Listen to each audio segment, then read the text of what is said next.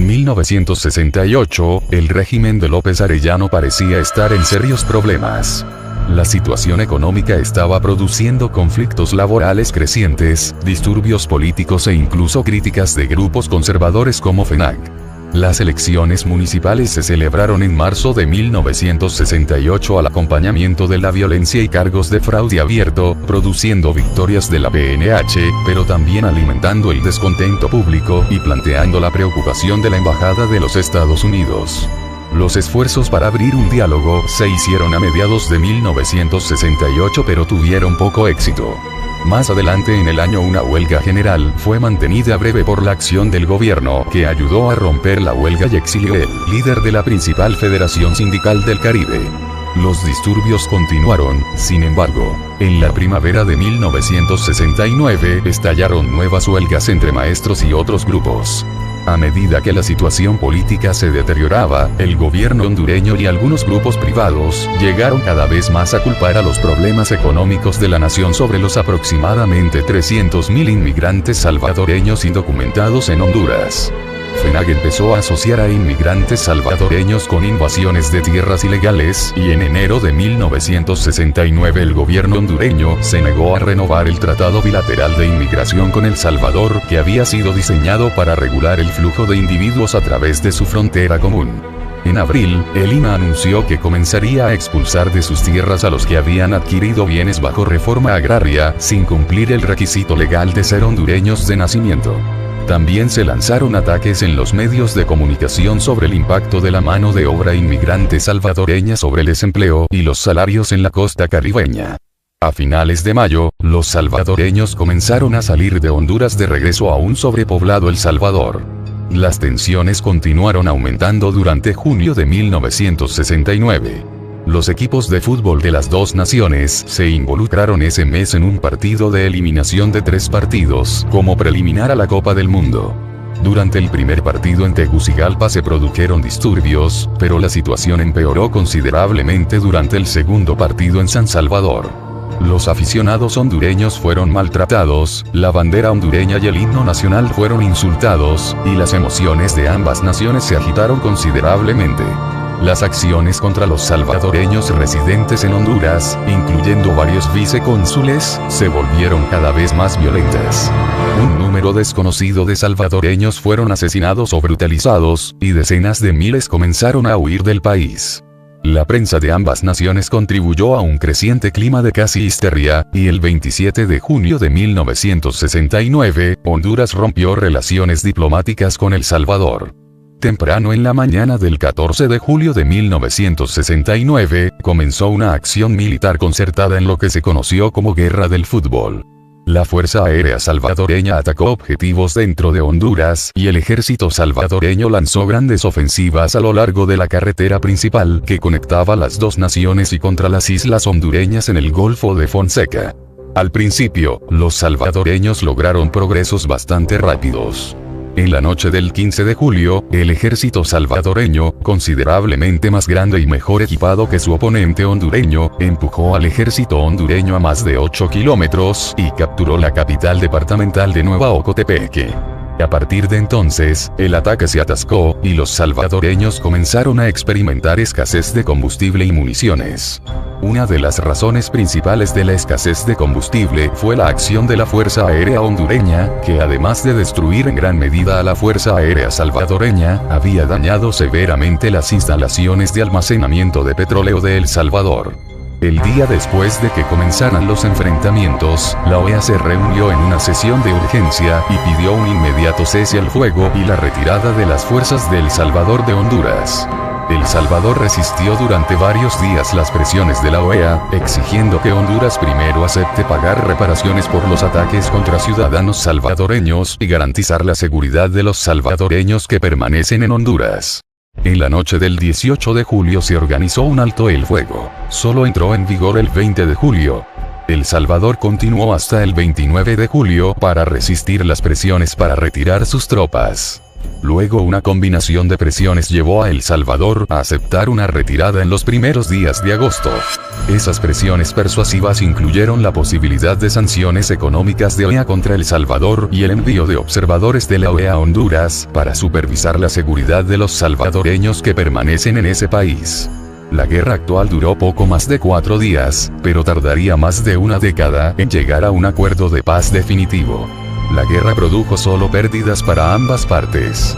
Entre 60.000 y 130.000 salvadoreños habían sido expulsados por la fuerza o habían huido de Honduras, produciendo graves trastornos económicos en algunas áreas. El comercio entre las dos naciones había sido totalmente interrumpido y la frontera cerrada, dañando las economías de ambas naciones y amenazando el futuro del mercado común centroamericano, MCA.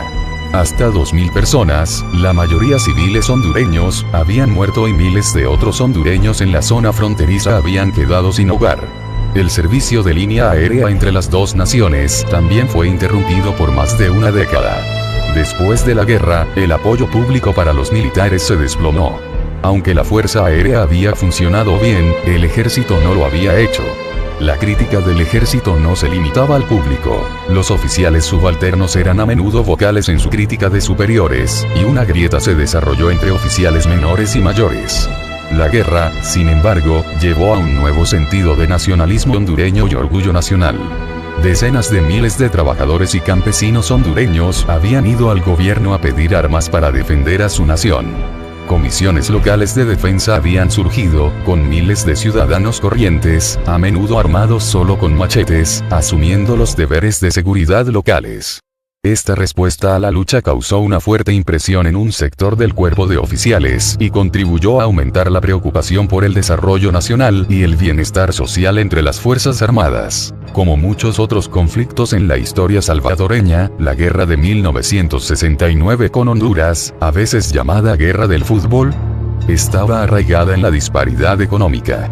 El Salvador es un país pequeño con una población grande y en rápido crecimiento y una cantidad muy limitada de tierras disponibles. Honduras es un país más grande con una población menor y una economía menos desarrollada. En 1969, unos 300.000 salvadoreños se habían desplazado por la frontera y se habían instalado en Honduras más escasamente poblada. La gran mayoría de estos salvadoreños eran ocupantes ilegales, técnicamente inmigrantes ilegales cuya única reivindicación a la tierra que trabajaban era su presencia física en ella. Para los hondureños, la tierra en sí no era tanto el tema. Lo que les molestaba era la imagen de ser empujados y potencialmente envueltos por los salvadoreños. A lo largo de la década de 1960, los mecanismos del mercado común centroamericano funcionaron en beneficio de las economías más desarrolladas de la región, particularmente las de Guatemala y El Salvador. El crecimiento de las empresas de propiedad salvadoreña en Honduras, las tiendas de zapatos eran las más visibles de estas empresas, subrayó para los hondureños la disparidad económica relativa entre los dos países. La cuestión de los ocupantes salvadoreños, a pesar de su falta de significación económica real, se convirtió en un punto nacionalista para Honduras, una cuestión de agregar insulto territorial a perjuicios económicos percibidos.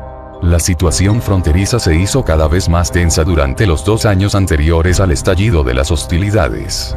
A principios de 1969, el régimen del presidente hondureño Oswaldo López Arellano, 1963-71, invocó una ley de reforma agraria inactiva como pretexto para desalojar a los precaristas salvadoreños y expulsarlos del país.